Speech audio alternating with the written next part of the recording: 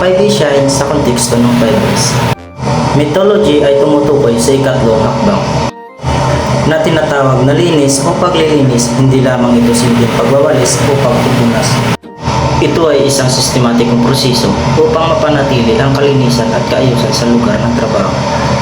Kasama dito ang pag-aalis ng dumi, kalat at anumang bagay na hindi kailangan.